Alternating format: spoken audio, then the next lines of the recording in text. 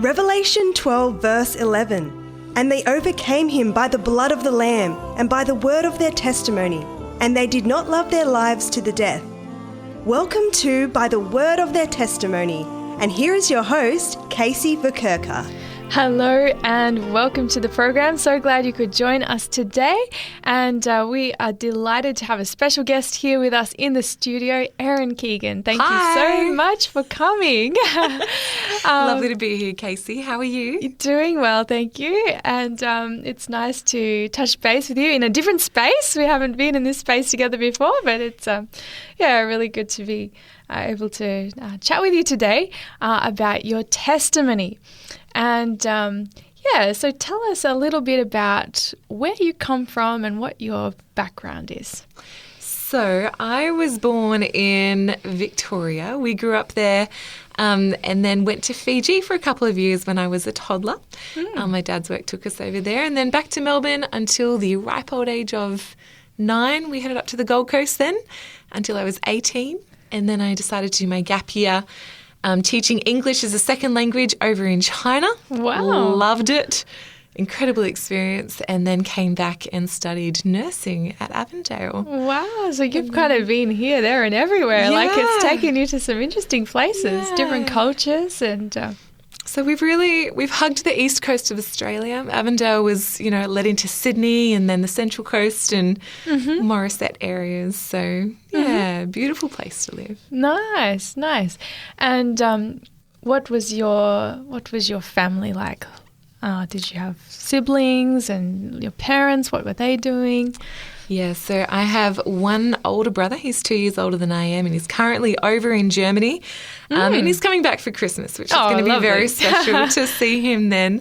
I'm a pastor's daughter and a teacher's kid. So I think, Dad would travel a lot for work. When we were down in Victoria, it gave us some amazing opportunities to network with other people and really get... a beautiful perspective of church life. We loved growing up in that space, and we didn't really have to move too much. I think it was a bit of a fallacy for us that pastors move around a lot because we spent 9 years in one spot, 9 years in the next. And I think, plumbers' kids move more than that. So. Yes. Yeah, well, that would have been nice, give you a bit of stability in those times. I know for kids that can be a valuable thing. Absolutely.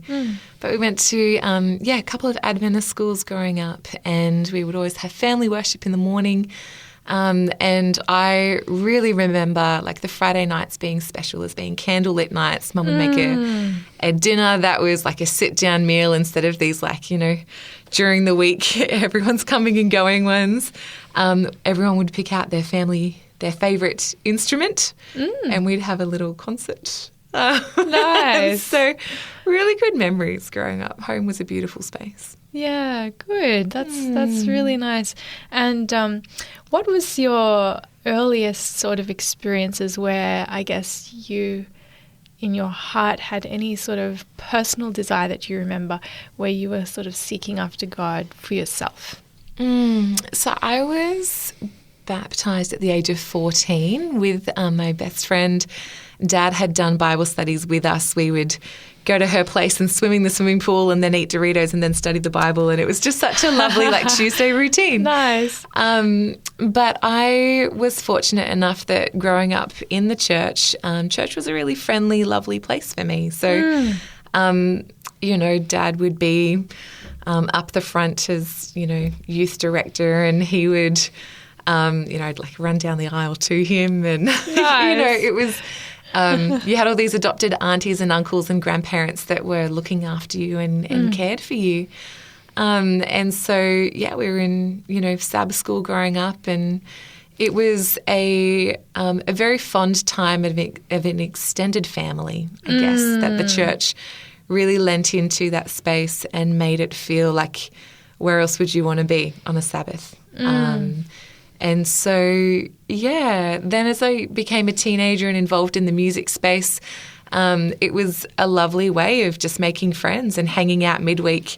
We used to do, up at Kingscliff Church, we used to do summer camp music and big camp music, and that involved quite a number of months of practice. Wow. And so, you might have dinner beforehand and then practice, or one of our youth leaders at the time was teaching me drums or piano on the side. Like it was a lot of community, and I think for a young person, being engaged during the week and not just on Sabbath morning means that you feel like you belong and that you really have important. actual friends who are invested in you and want to do life together. Yeah. So you felt like, it sounds like the environment that you grew up in was just this rich, supportive, warm community that you were a part of and that you were just blossoming into sort of space. And I'm sure it wasn't all roses for my parents, but they were very intentional in shielding us from, I guess some of church politics that kids don't need when they're trying to make their own decisions about God. Fair enough. And so it was just always two distinctly different places, and we were free to have our, our teen Bibles and our devotionals and work at our own relationship with God through that way. And so, I was baptised at 14 and, that was a very positive experience, very memorable, and was well attended on the day, and it just reinforced all of this, like you're making a great decision. God is the one constant, even when many other things can come and go. Yeah, this is so true. And were there any key people in your life that would have influenced you to make this decision for God? Yes, you're going to be baptized, you're going to live for Him. Any people that stand out? Or I would say there are a number of older youth, so people who were 5 to 10 years older than me, that really invested into our lives. And we did midweek Bible study or Friday night hangs or going to their homes. And I think when you're a teen, having someone just that next generation above invest into your life was really foundational, and it just made you realise it's still cool to be in the church at the age of 18 or 19, when you get there. Yeah. And that these guys are like walking the talk on stage and off stage. They're the same person. And you can have good, clean fun on a Saturday night with still Christian morals and things like that. So there's a number of people, and I would also say a number of events that would regularly come around in the calendar, things like Big Camp and things like Summer Camp, Camporees, which were real memory-making moments where you really looked forward to, and they just reaffirmed that this was a body of believers that you wanted to remain part of, because it was very spiritually edifying, but also socially enriching. Yeah. So filling all of those dimensions that we as human beings need to have filled to be able to, live life to the fullest, I guess. That's really, really powerful to see that, the way the church was structured in terms of all the different events and the people and what they were doing was able to create this environment for you to really thrive. Very much. So I'm curious, I know because of what you've said to me previously that you seem to, even though you've made this decision when you were 14 about being baptized, following God, you went through a patch that was a bit more rough in terms of your walk with God. I think you've sometimes even called it rebellious.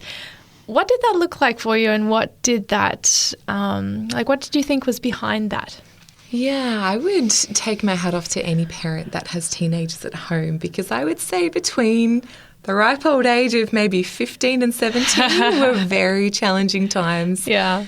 For mum and dad to parent me or us. If you put my brother and I in the same category, you could do that pretty safely.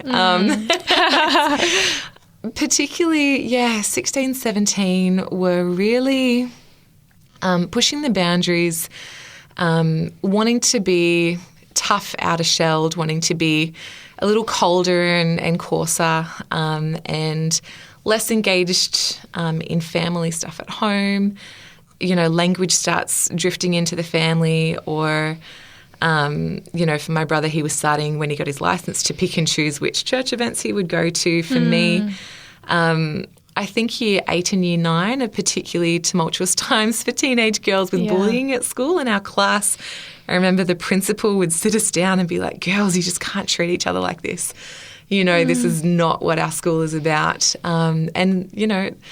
Just in year 10, it's like we woke up the next Christmas and it all was in the past. But year 8 and year 9 were really challenging years. And I remember, going behind mum and dad's back in a number of instances where it disappointed them, the things that I was doing. And they were really hoping that we would have made different decisions, and were really confused as to why the rich Adventist upbringing that we had and, all the money and effort that's invested in schools and music lessons and church and stuff, why it wasn't reaping the rewards that they were certainly hoping for. It involved quite a lot of lying in order to do what I wanted to do. I had to break their trust. Like, it's hard to love someone that you're actually lying to face. And I remember, when it eventually kind of came clean about the belly button piercing and about the drinking and stuff like that,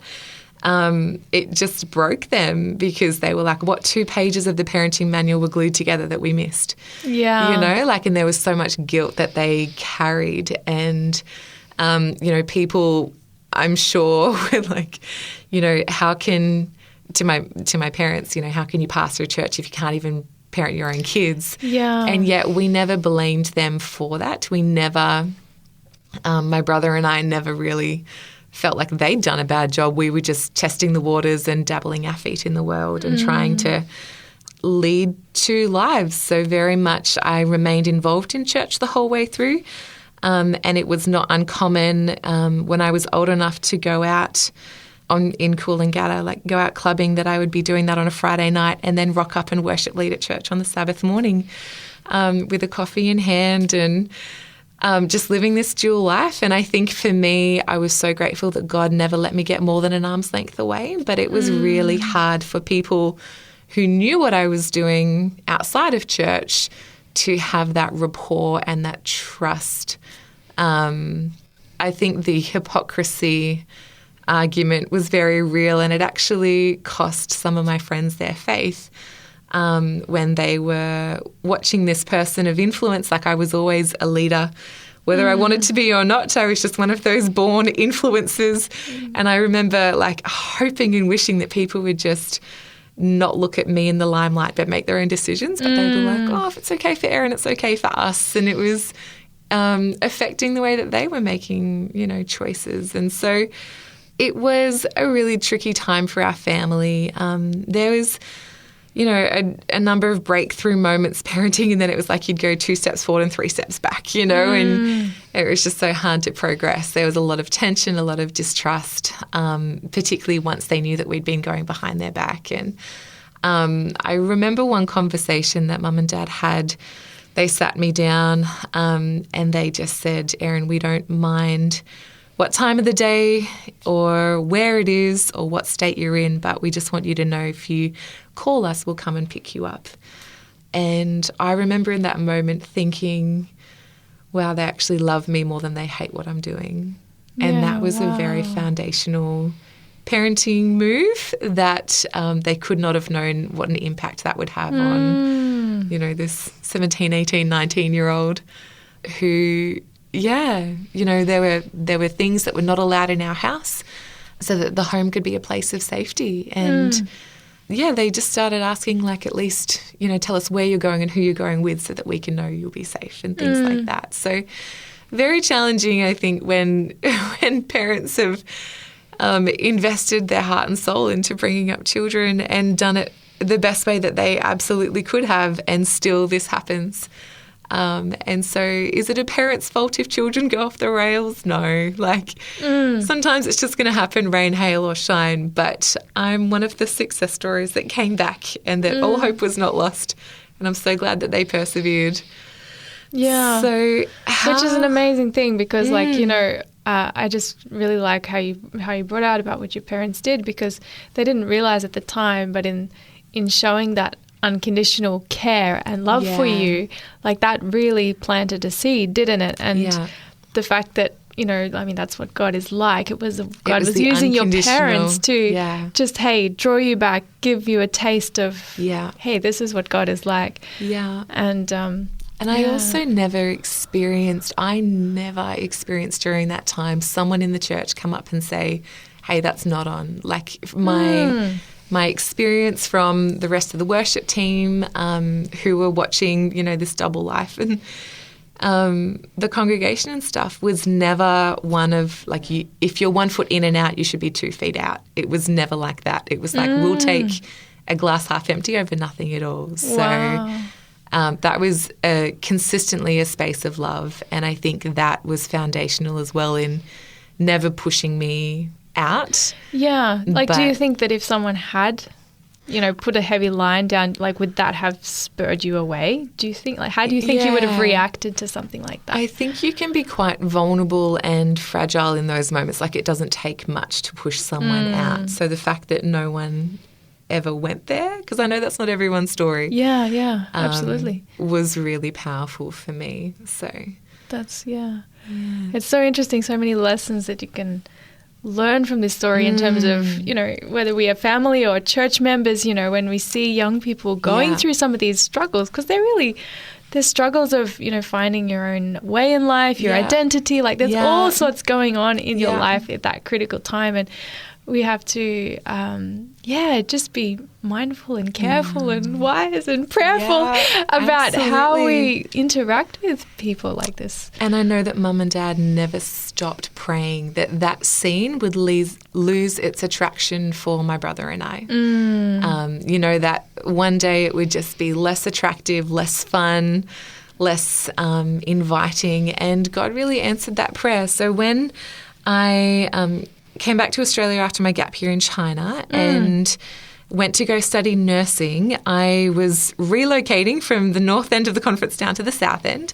And it was at that time when I had the opportunity to have a clean slate. And God, just provided that new start option where the friends that I would develop didn't know what I used to do or who I used to hang out with. And I was in a position where I was like, wow, I don't need to continue doing what I used to do. And interestingly, I actually didn't have the opportunity to go out for a couple of months. And when I did go out after a while, I was invited to be the designated driver. And to see that environment as it really is, it's really only fun when you're drunk. When you're sober, everything is sticky, the place stinks, the music is loud, the dresses are minusculely short, full of seedy old men. The place was just so disgusting, and that was the last time that I ever went out. And so God had created this space in my heart, water had gone under the bridge, and then I had this gross experience, and I've been dry ever since. Wow. God was so good. So He really did answer Mum and Dad's prayer. The scene had lost its attraction, and it took a number of years for me to feel far enough away from it to be able to go and volunteer with the Red Frogs up at schoolies who go and do, missionary work almost at these Year 12 school leavers events. Because I felt like it was no longer a temptation, Yeah, you felt like you'd moved that far ahead from that space. It was a real moment of victory, to the point where when I bought a house in my mid-20s, the real estate agent gave me a bottle of champagne to say congratulations. And I was like, Mum and Dad, I don't want this in my house. I don't want to be in possession of it. I don't want anything to do with it. What should I do? And they were like, well, it's up to you. And so what I ended up doing was we went out into the backyard and set up a video camera and like they do at the horse races, shook it up and spray it. And sprayed it all over the back fence and then poured it down the drain. And those photos are such memory moments of victory and praise moments where you would rather waste it than take it in or give it to someone else, because you don't want to give anyone else that kind of advice either. Yeah, wow. Such a, like, that kind of thing is done usually just in fun, but that had so much depth for had a your lot of weight. life. Yeah, for and where sure. you'd come from. What a wonderful opportunity to really celebrate what God had done in your heart. And with the people that had done the hard yards with me. Yeah. Like for Mum and Dad to have seen that resolution turn as around. well. Yeah, that would have meant a huge amount to them. Massive. After their journey through this whole time was... Have we lost her? Will she end up in the back of someone's car, you know? Yeah. And God really protected from any long-term lasting impact as well, because a lot of silly stuff can happen in that scene.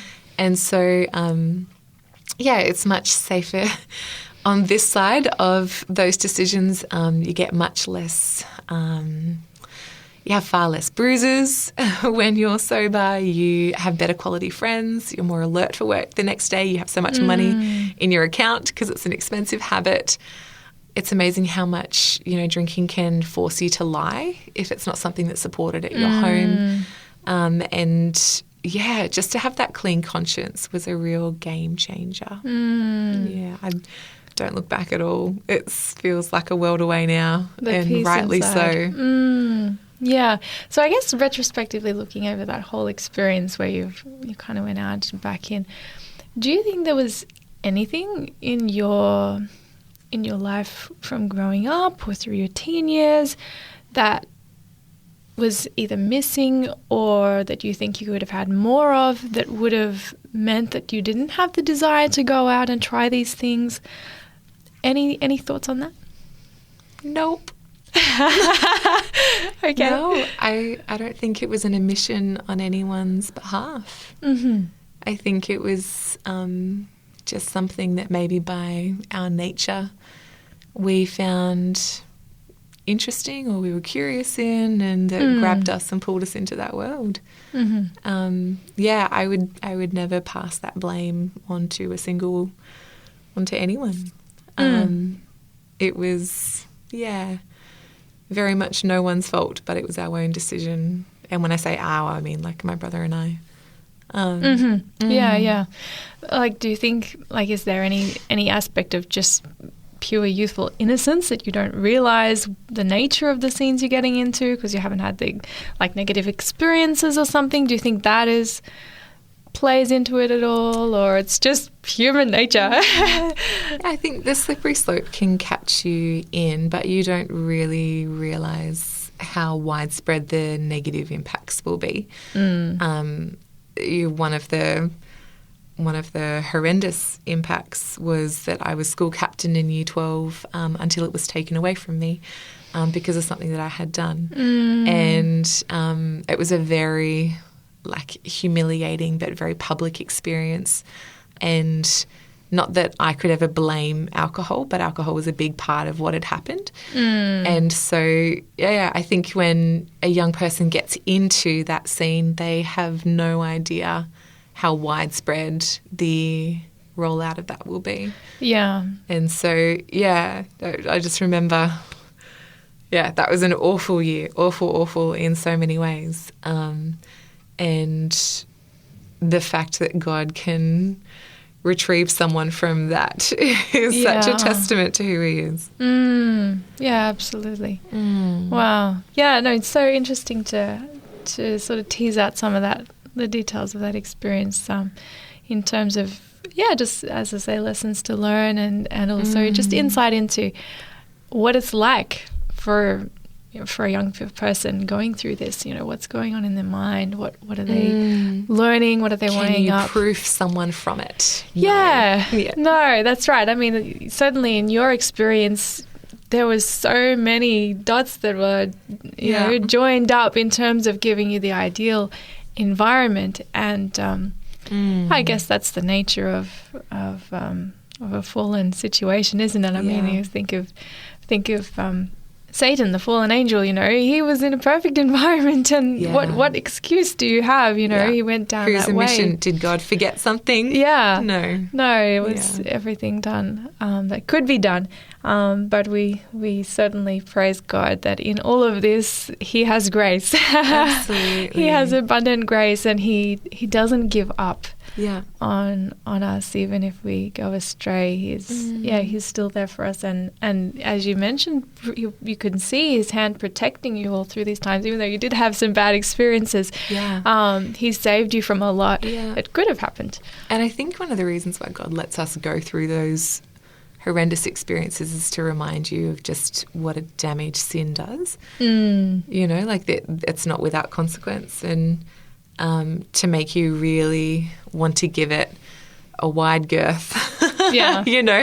Not even dabble in it. For me, it was a clean cut. There was no such thing as reducing the amount and going back to social intake. It had to be all or nothing. So. And that's another really good point, especially for anyone who's listening who may be struggling with addictions, that often it is ideal to have that clean cut and just see it for what it is and just turn away from completely. Sometimes that can be easier said than done for some people, but certainly in your experience it seems like it's what happened. It's what happened, and prayer was involved with that as well. Intercessory prayer. Yeah, that God would just turn you right away, turn your heart away from that whole scene and that whole hold on your life, really, at that point. So, absolutely. Yeah. So where did life go from there?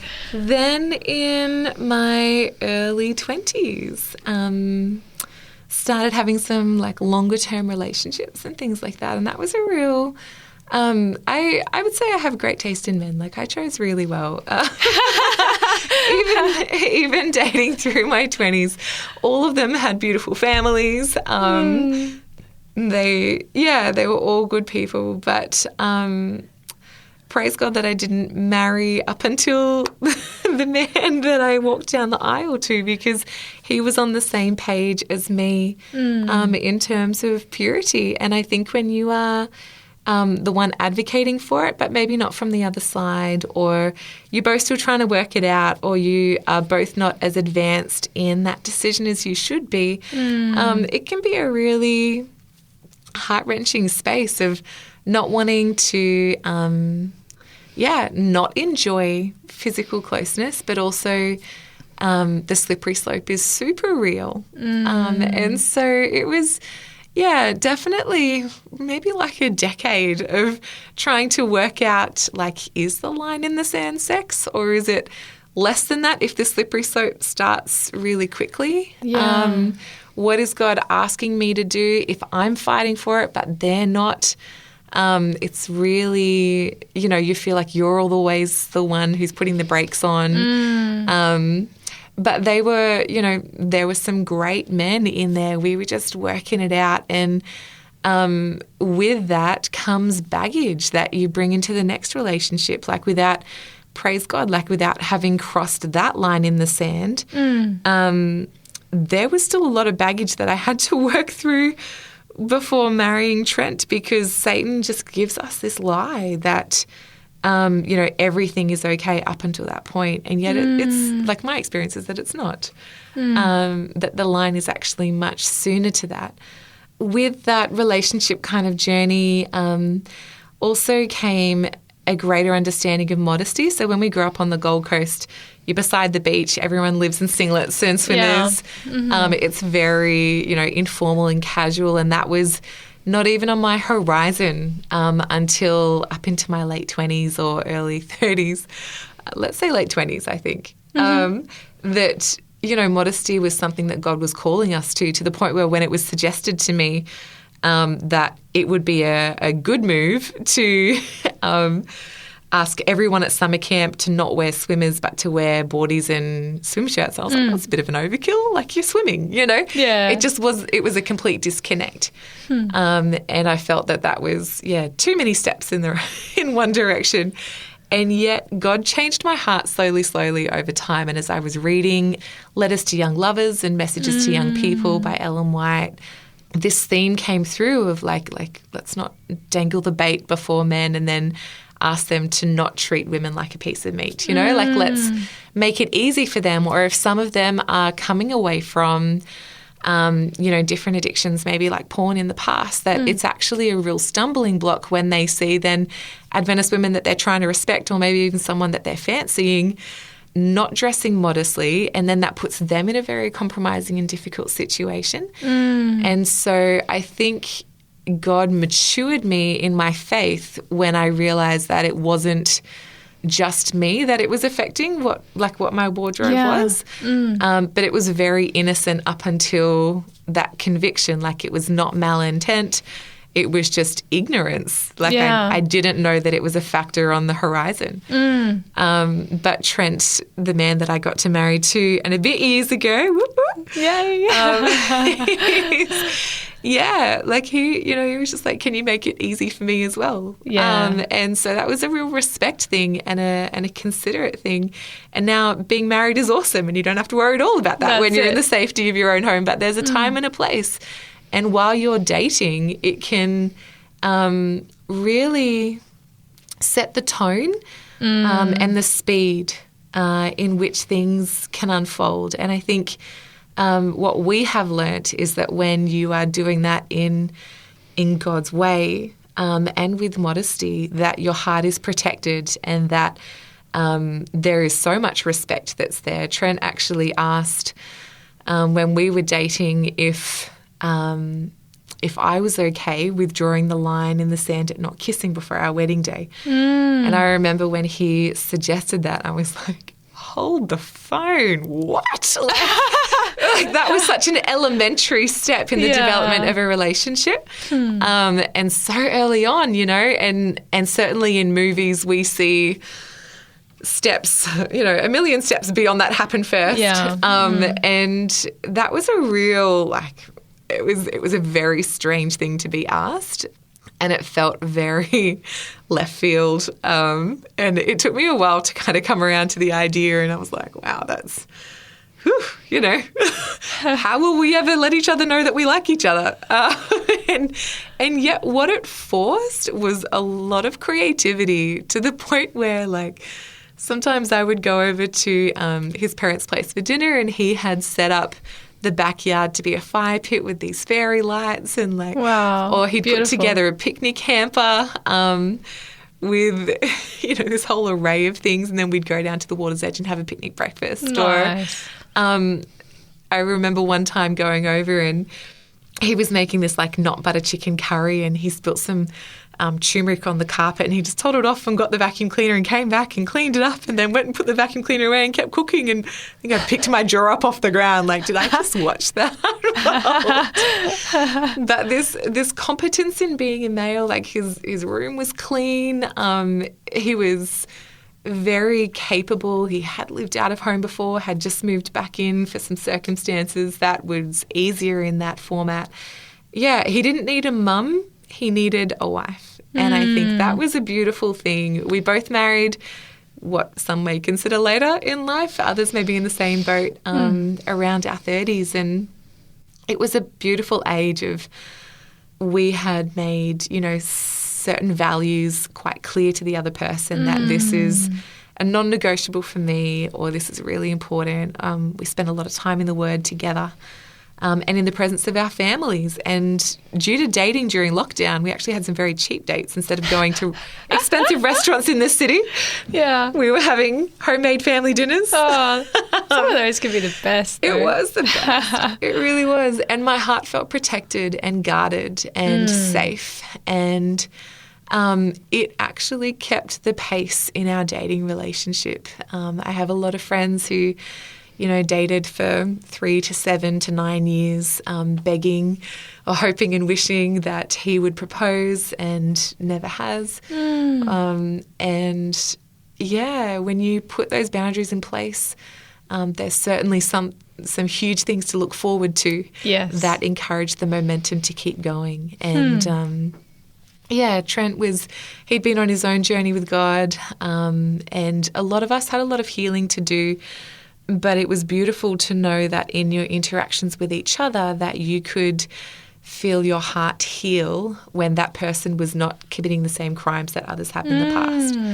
And so you could learn to trust again and regain that confidence, and not blame all men for one man's, mistakes and things like that. Well, I guess you saw in Trent, you saw a totally different way of doing things, because it's his approach to you from the start. So it was obviously, he's setting the boundaries at a standard that you didn't even expect. Yeah, I thought I had boundaries, but he's a bit tighter, man. Yeah, but to see that like that, I can understand how you would have such a wow moment of that, and that would make you feel really safe and protected and trusted and respected. And my parents could sleep with, these amazing clean consciences of like they're actually being adults with this. When we shared our first kiss on our wedding day, it's this gorgeous moment in our wedding video where we asked, my dad being a pastor, we asked him to marry us.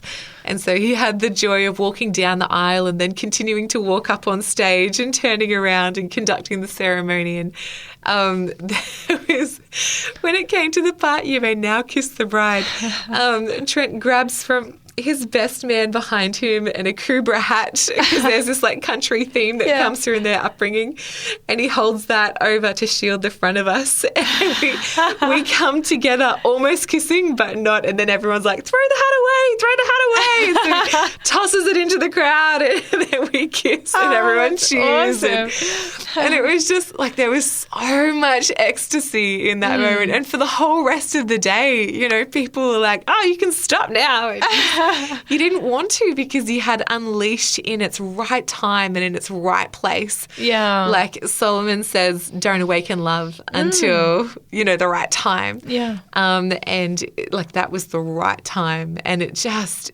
invigorates and it plugs and injects so much excitement and life and energy into the marriage season.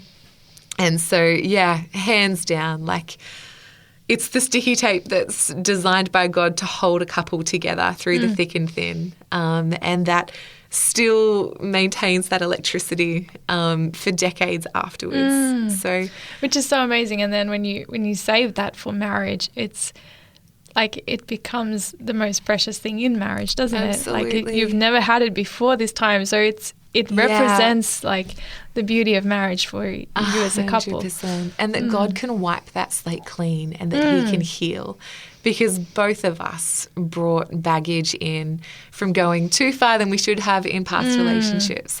And so to know that this is all still possible even with that is just the best expression of God's grace and his compassion and his love towards us, and wanting us to experience that fullness of life that he intended us to. So. Amazing thing, an amazing gift that God has given to the human race. One other thing that I learnt when I was in my late 20s, I went on I want to say a mission trip, but I was nursing as a medic over in Fiji as at Camporee.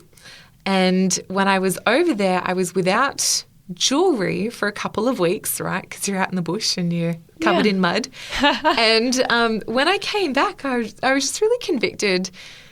Would I still have any friends if I didn't wear my, 3 favourite necklaces and my pearl earrings and my rings? Because those were parts that I had unknowingly held on to as part of my identity.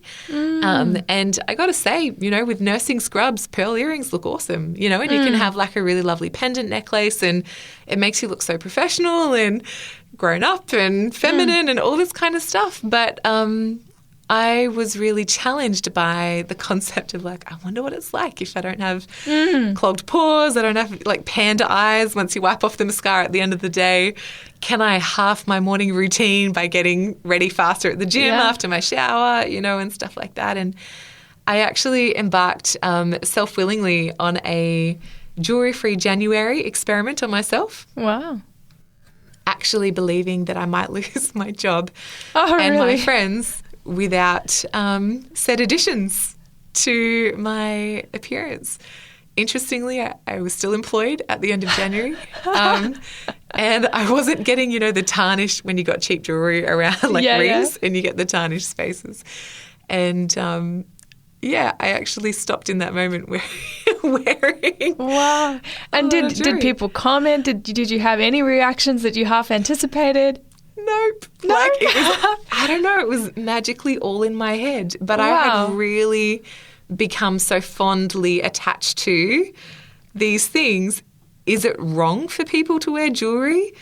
Maybe not for them. I went on a real journey with it, with God, but it was sincerely just one of those things of is this a necessary part of who I am? Or can I still be me without it? And wondering where that line in the sand was.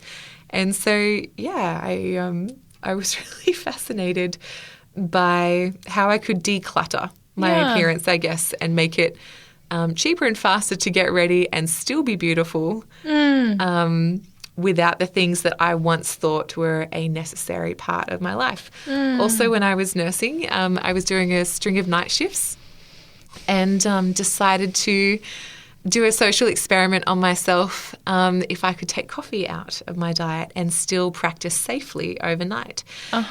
Or if I would fall, with my head down on the desk or do a clinical error, which would be the worst outcome. So I did the 8-week sugar-free challenge, as a lot of people have experimented with things with their health over the years. And if I was taking out sugar as a stimulant, I should probably take out coffee as a stimulant. And I just remember thinking a mocha was my favourite cup. It was half chocolate, half coffee. Yes. I had my favourite baristas on my way to work. And as I was in these night shifts, so 4 10-hour night shifts back to back. I was curious to see if I swapped it out for decaf or herbal teas or cup of soups or chais or hot chocolates, whatever, would I still be able to function? And so I did start swapping it out, and I replaced with those drinks because I still loved the hug mug, feeling. And then I'd add in a mango or some watermelon or some grapes or strawberries. And I found that I did stay awake, much to my own surprise. I also was able to fall asleep faster when I got home from work, and my sleep was better quality during the day. Because you're trying to sleep during daylight hours. Because of the night shift, Yeah. And I actually, in that moment, decided to give it a run for a month, and then that stretched into 2 months. And at the end of 2 months, I was at Gloria Jean's, and I forgot to ask for a decaf cappuccino. And as I was drinking it, I was like, I don't know, this just tastes different. And then within minutes, my heart started pounding. Wow. And I started feeling hyper alert and hyper jittery and man, this stuff was a drug. It was a real awareness that something that my body had come away from had just been reintroduced, and that I was sensing the effect of that. And so from that moment, I haven't gone back to coffee since then. And now when I look at the people in the line, because I remember at the time just thinking, well, Erin, if you go based off appearance, right, because we're all a little bit shallow in the end, do I want to look like the people that are lining up for coffee? And I have to say, maybe it was just that line that I looked at, but they all looked really tired. And little bags under the eyes and sunken skin. And I was like, do you really want that? I wonder if I don't have it, will I have a more youthful appearance? And so it was, it was a journey. God slowly stepped me down. I went to the decaf first, and then to chais and stuff like that, working your way down to your herbal teas to find an enjoyment in changing your taste buds. Wow. So you went on a bit of this is a bit of a health journey you've seen a big difference in your life. And because obviously the alcohol thing was a long time ago, I was really fascinated. Ellen White puts beer, wine, spirits, tobacco, liquor, and tea and coffee in the same sentence when she says what to stay away from. It's true. And when I read that sentence, and I was very much dividing the two in completely separate camps, I just remember thinking there is no way that there should not be a full stop in between or a comma in between. those two things are chalk and cheese. Yeah. But yeah, what a journey that God slowly and lovingly took me on, very personal journey where, you can identify the similarities that are between them and that anything that clouds your mind or affects your decision making or, creates an addictive tendency, are things that God doesn't want us to have. Like he wants us to have self-control. It's in the fruit of the Spirit. Definitely. And it's not really like you're like, I can't wait to have another piece of broccoli, like you've got the ability. When does that happen? So, if you're a slave to something, it's, you really want to question, is that something that's drawing me closer to God or is it becoming a vice that Satan's using? So. Yeah, wow. Yeah, thank you for sharing those bits on your journey there. And before we move on to the last little phase of your testimony, we're going to take a little break just so we can share our address roll to our listeners. So if you are interested in contacting us at 3ABN Australia Radio, you can do so through the following information.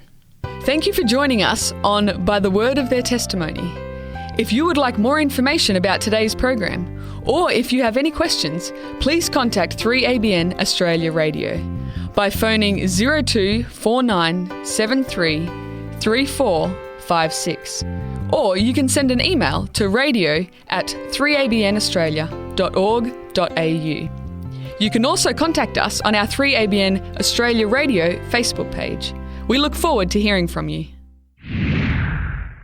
Welcome back to By the Word of Their Testimony, and I'm Casey Vicoka, and you've been listening to Erin Keegan in our studio today, sharing her personal journey of her spiritual life and its connection to all different parts of her individual life and experience. And we just were talking before about your delving into some health changes. You experimented with trying to see if life could be possible without coffee, and that was an amazing thing. You found that you were actually feeling better, sleeping better, even though you were still doing night shift and that sort of thing, which is amazing. And it's awesome that just the way God made our bodies is the best way without any extra stimulants and things. So did you have any other experiences in the health space that were impactful for you? Yeah, so I got into, I was fortunate enough to find a couple of programs in my mid to late 20s that helped me to lose some weight. I was really keen to see what the best version of myself would be after a significant breakup, which is a bit of a life-changing event for a lot of people. Yeah. And that, enabled me to really delve into that space with a keenness and an openness, and they really helped. But what I found was that on that campery medic trip that I was talking about that I went on, over there we were without a fridge. And so by default, over the space of 2 weeks, I had no chicken, no cheese, no yogurt, no milk, like all of those things that I'd kind of been having all the time.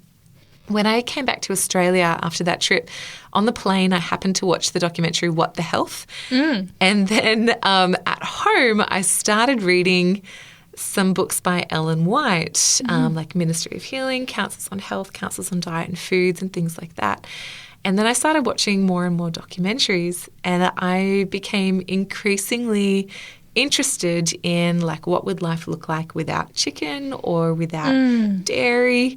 And after a couple of weeks maybe of not having these foods, there was a morning tea at work, and I went to town on all my favourite foods like the cheesecakes and the cheese platters, and I bought yogurt again in the fridge, and there was like a chicken kind of savoury that was there, and I felt so bloated and gassy and upset in the stomach after that experience.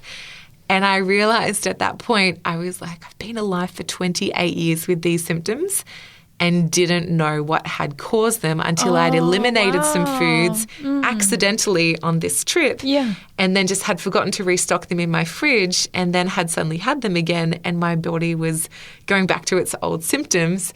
It was very liberating to be able to pinpoint what they were. Yeah. And then over that year, increasingly read some of Ellen White's writings, and then over the next year, as I did my master's in nursing, I was really focusing in on the lifestyle medicine space and realized the literature and the research and evidence that's out there in support of these foods not being needed to gain the calcium or protein that we think we need, and that, you know, in terms of getting your iron and protein from meat sources, like skip the middleman and what do they eat, you know, go to the source, that, you know, so many of us experience an inflammatory response to dairy. And it was just fascinating to me that I had not known all this but had been a symptom sufferer. And so to come into more of a plant-based way of eating was a slow journey, but it was edified by what I'd been reading in Inspired Prophecy as well as what I was reading in the literature, and just see all of that marry up was a really big thing. So I was a big half marathoner. I loved running all of those community events that got shut down during COVID. But pre-COVID, when I was doing a lot of those things, is when I was learning about all this. And I signed up to do the 100-kilometre Oxfam, which takes you along the Great North Walk from Barara down to Manly, down in Sydney. It's huge. And you hike the 100 Ks as a team of 4 around the clock. Wow. No sleep. And it took us 34 hours to cross the finish line. Wow. And it's such an endurance event with a lot of elevation. And my team were very much like bacon and egg rolls. So there's 7 pit stops along the way, and they was like, you know, filling their bodies with chocolate and snakes and coffee and like turkey sandwiches and packets of chips, you know, and like just all of this kind of fuel. And I was on this journey of thinking, wait a second, if God created our bodies to last forever and do endurance events, what kind of diet did he give us to do it with? And so I was filling my body with things like avocado and sourdough and lentil patties and roast sweet potato, and then I would have like dates and nuts and bananas and fruit and things like that. Nice. And water instead of Gatorade, and like just all those swaps. And they were like, Erin, you're going to let us down. Like, we won't make it to the end if you're not having the right fuel. Ooh, and so it was a real challenge. And I remember thinking, like, God, show off, you know, like these are 3 secular teammates. One of them's a personal trainer, the other 2 were not, but we were just doing this race together. And during those midnight moments, like I had far less sugar crashes and spikes. And more sustained energy. It was more awake. I was less gassy going up the hills than they were. Like, you know, even in and of myself, I had less pimples, and it was just fascinating to me how sustained the energy could be during these crazy endurance events. And so I was able to cross the finish line in spectacular self-winning fashion. I loved it. It was such a moment of like, go God, we did it. Look at what you did. And a couple of weeks later, I did my first full marathon using the same stuff as fuel. Wow. And just, do we test God? No, but when you put him to the test, he totally comes through. He comes through. So. Yeah, what a wonderful opportunity you had to try that out and to sort of prove it to yourself, between yourself and God, but also let that be seen. Public. Yeah. That was such a blessing in your experience. So nice. So you've had quite some wonderful journeys with these, with health and experiencing the benefits for yourself. Yeah. And the drive for health has been long-standing. Like I've loved nursing for many years. I was a cancer nurse initially, and then after hematology, which is like your leukemias and those kind of diseases, went into the lifestyle medicine space. Yeah. And as I was nursing, shift work is a really interesting thing when you're trying to respect the Sabbath. What do you do with the shifts? Yeah. And I just remember, for me personally, finding that there was a lot of opportunity in the public system to swap off Sabbath shifts. In the private, it was a lot harder because everyone wanted to keep the Sabbath at the sand, you know. Yes. They wanted to protect that. But it was easier for me to swap off to like a Tuesday night or something like that. In the times when I couldn't swap, or if I was on a Friday night shift, I would work the afternoon, and at dinner, kind of opening Sabbath, I would read my Bible and then go back in for the second half of the shift with a very different mindset. Yeah. I found that I could do a Friday night shift and the Sabbath afternoon well because I'd still been to church in the morning. So then again, the Sabbath afternoon, I'd have this like service mindset. I'd read my Bible for closing Sabbath at dinner, and then the evening would feel like work. The one shift that I really struggled with and would try never to do was the Sabbath morning. And I had a really understanding nursing unit manager who allowed that flexibility because I was willing to swap off onto any other shift in the week. Like, I'll work the Sunday. I'm just not a fan of the Sabbath, you know.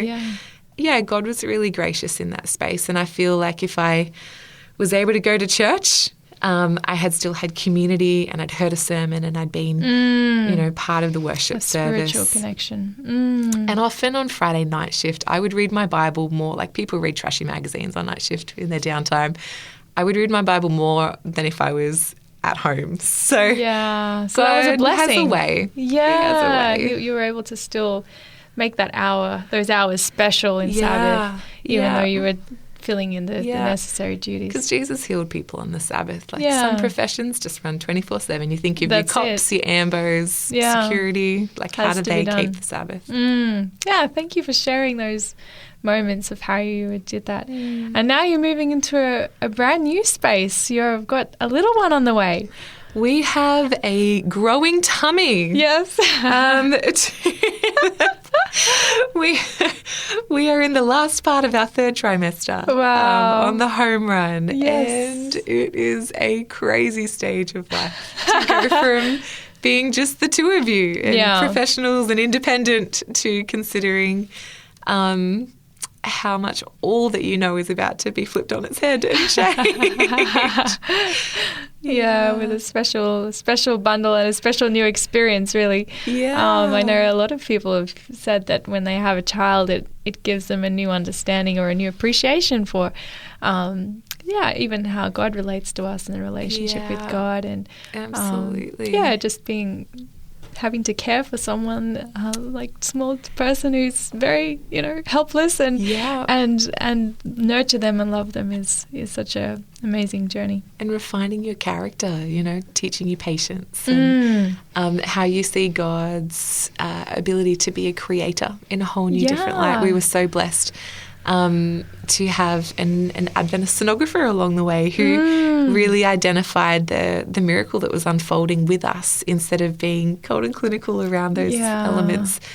You can't deny that there is a creator when you watch that little embryo, develop. Yes. And the nursing part of my brain just found it so fascinating. And now it marries up with what we read in the Bible about God being the sustainer and the provider of life. And he, nurtures his young and gathers the sheep in his arms. I think you just see all those Bible verses in completely new ways. Yeah, that's so awesome. Oh, well, thank you so much for sharing with us and all the best on that new journey for you, Erin. Thank you. Really appreciate just sharing how God has worked in your life. And to our listeners, if you have a story to share, we encourage you to share it with someone about what God has done in your life. Not only will they be blessed, but you will be too. And every one of us will be drawn closer to Him. And so you've been listening to By the Word of Their Testimony. I'm your host, Casey Verkerker. And until next time, God bless.